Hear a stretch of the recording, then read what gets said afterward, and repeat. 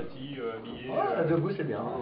Et nous d'ailleurs, Alors je vais te présenter rapidement dans les détails un peu plus pointus que ce qu'on a pu savoir jusqu'à maintenant. Alors très rapidement, Je bois un coup avant. tu es ouais, je jamais... pense. Non, pour l'instant de rester assis. Bois pas trop quand même. Je sais pas. C'était pas toi, terrier. Alors tu es né le... Attends, président. Jérôme, tu es né le 20 janvier 1972 à Saint-Benoît-sur-Loire. 20 janvier. Ta femme écrit mal.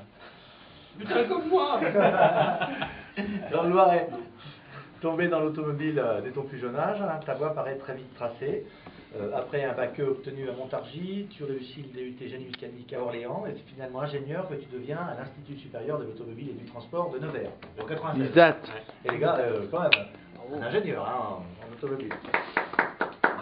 Après des, Non. après des emplois une blague. successifs à Saint-Jean-le-Blanc ou encore à Vendôme, c'est finalement vers les premiers amours que tu te retournes, c'est-à-dire vers le groupe PSA. Il y a d'ailleurs 10 ans, et ça on va pouvoir voir un coup, 10 ans presque jour pour jour précisément que tu es rentré en avril 2000, donc dans le groupe PSA. Donc voilà, joyeux anniversaire, là on peut boire un coup. Hein. Ouais. Allez. Bon anniversaire à toi encore.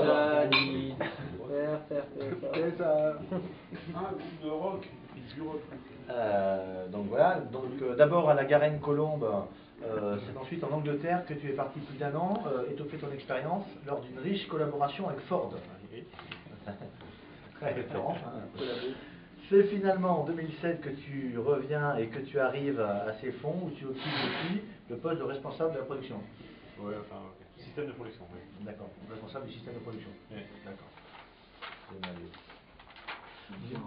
D'une manière un peu plus familiale, tu partages ta vie avec Florence et vos deux garçons, Benjamin et Vincent. Voilà. L'être généreux, engagé, convivial que tu es a fait de toi un habitant actif et respecté à Besson en très peu de temps. Je me suis bien passé puisque je suis son voisin.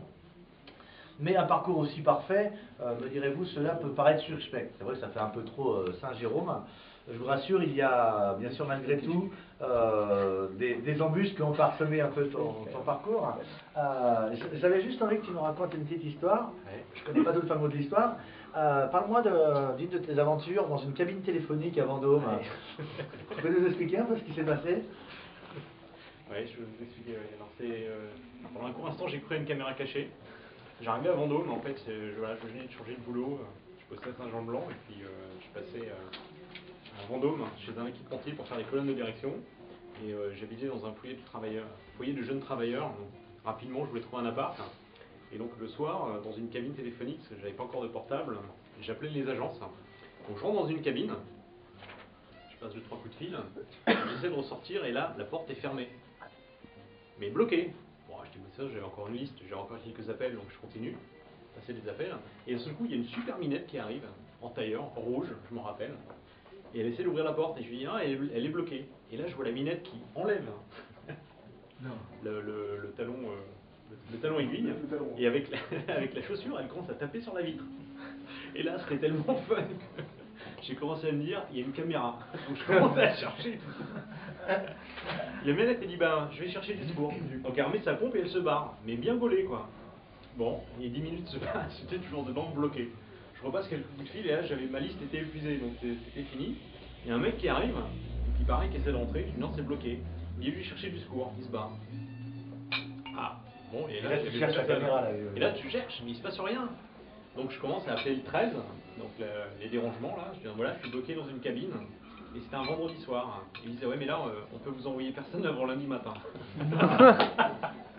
Donc ça commence à être énorme, quoi. Et c'est tellement énorme, tu te dis là, ça y est, je suis dans un piège à con. Non, c'est véridique ça. Et donc après, j'appelle les pompiers. Et là, les pompiers disent oui, vous nous avez été signalé, d'ailleurs, on vous envoie une équipe, elle ne devrait pas tarder. Et au moment où j'entends, il ne devrait pas tarder, j'entends pimpon, pimpon. Et là, tu as un camion qui arrive, 2 mecs qui descendent en courant, qui prennent une échelle, qui mettent l'échelle sur la cabine et qu'un marteau qui commence à taper en haut. Ils n'ont pas essayé d'ouvrir.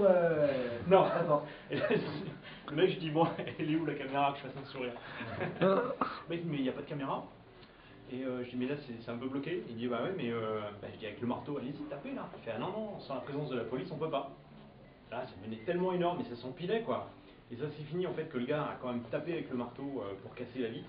Je suis passé pour sortir, le mec a pris mon nom, et je lui ai dit mais elle est où la caméra? Et il n'y en a pas. Donc j'ai toujours le doute. Nous aussi, hein, t'as vu, elle est où les caméras? Et là dans le best-of, c'est quand même, après l'appart, je l'avais, parmi les différents coups de fil, il y en a un qui a concrétisé. Et donc genre 15 jours ou 3 semaines après avec Florent, je lui ai dit il faut quand même que je te montre la cabine où j'ai été bloqué. Et là j'arrive, il n'y avait plus de cabine.